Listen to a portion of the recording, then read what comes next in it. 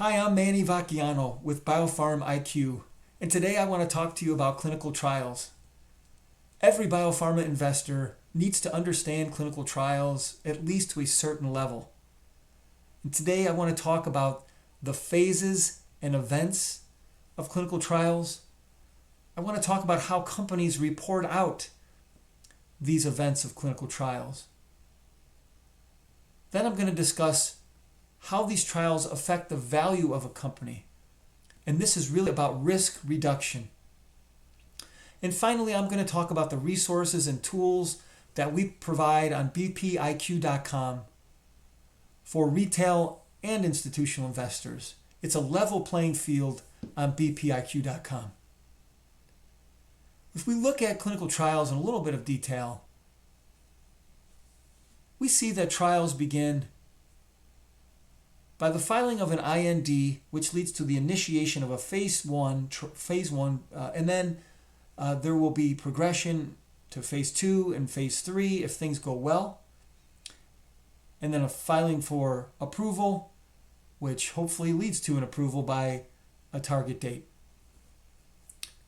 And in general, as we get deeper into the phases of a trial, the impact on the stock price increases, and that is the impact of a pass or fail in progressing to the next phase.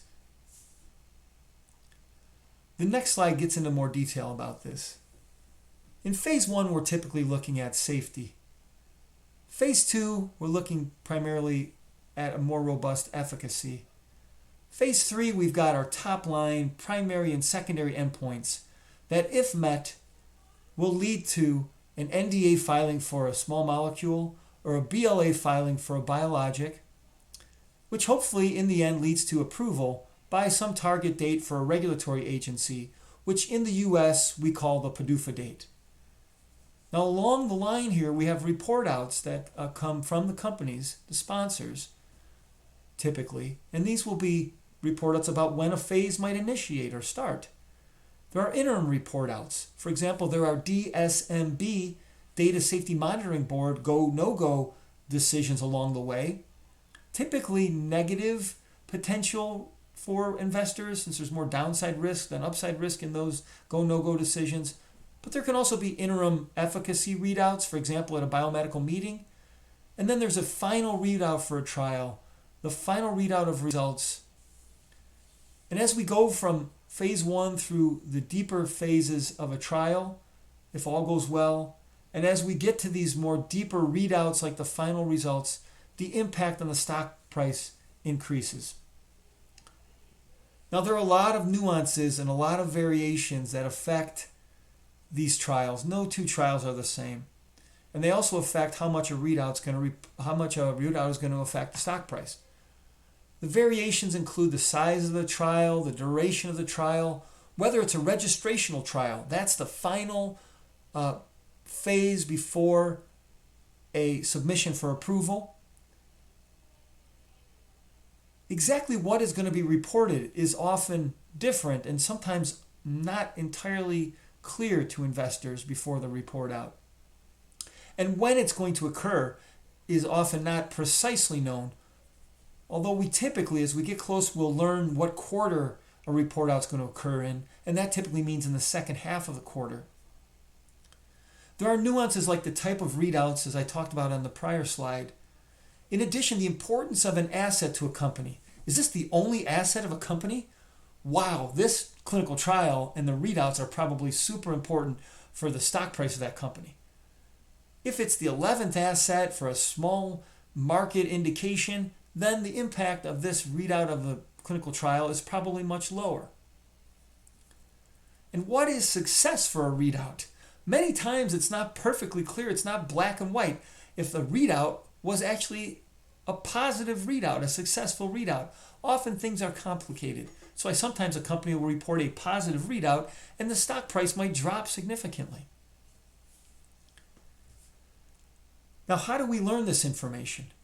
We learn it primarily from the company sponsor. Why is this important? Well, for one, it's important because that means that most of the information we get about clinical trials are biased in the positive way. They're bullishly biased because we're getting them from the company sponsor. We can also find information about these trials on clinicaltrials.gov, which has a nice uniform format, and although it doesn't provide us much information about results from trials, it'll often provide us more details about the patients, for example, being entered into a trial or the subjects in a trial, and other detailed information that can be helpful. And for experienced investors, we'll also look to other trials in the same indication or for a drug with the same mechanism of action to better understand a current trial and or the likelihood of success of the readout for a current phase. So most of the information we get comes from company sponsors. How do they provide this information to us? In what ways do they report out to investors? The primary source is SEC filings. SEC.gov, especially the Edgar system there, is a rich database, searchable database with tons of information about these companies and their assets. The companies are also required to do quarterly updates and quarterly filings with the SEC, and they're required to do annual filings with the SEC. These are all available on Edgar. Companies will also often report out information about their drug candidates at biomedical meetings through poster presentations or oral presentations, which are typically more significant. Any significant presentation, SEC filing, is typically accompanied by a press release. So companies will issue press releases that update on enrollment for a trial, or that'll give us information about when they expect the trial to read out, especially what quarter a trial might read out in. And whenever there's an important readout, at least the vast majority of important readouts, like a final phase 3 readout, is typically accompanied by a press release with some of the data from the readout. Another place companies report out to investors is on calls or video conferences on the internet. These can accompany biomedical meeting report outs. They typically accompany quarterly updates, and they often accompany important phase 2 and phase 3 top-line readouts. So biopharma investors who are committed spend a lot of time listening to investor calls. Here are some examples of some readouts. Here's a press release from TG Therapeutics where they discuss the schedule for data presented at an upcoming biomedical meeting, in this case called ASH, a really important annual meeting. Here's another report out of a press release from TG Therapeutics that accompanied the report out of phase 3 data, more detailed phase 3 information from one of their trials at another important biomedical meeting called ASCO. So we get this information mainly from company sponsors, and we're trying then to understand how this information in this readout, if positive, will affect the stock price.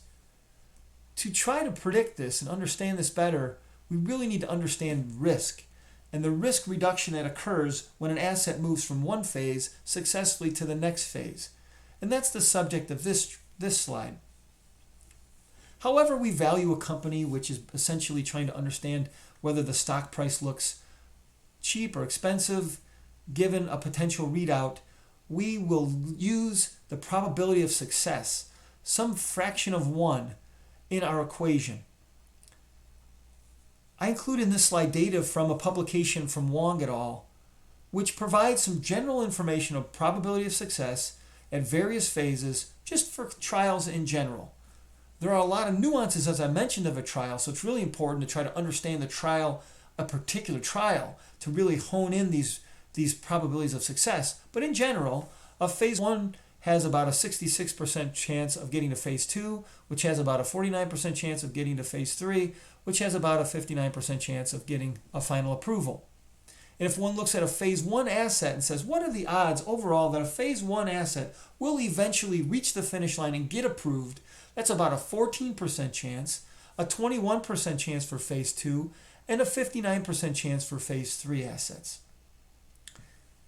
As I mentioned, each trial is unique, and we must look at the particular probability for a given trial because they can vary greatly depending on what the asset is, the prior history of the asset, a similar mechanism of action for the same indication. Lots of factors can help us better hone in on the probability of success for a particular trial, although nobody gets it right all the time. One factor is the particular indication.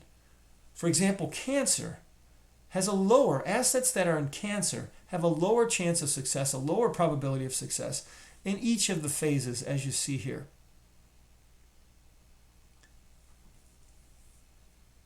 So we get all this information from companies. We have understandings of valuation and how these phases affect the valuation of our company.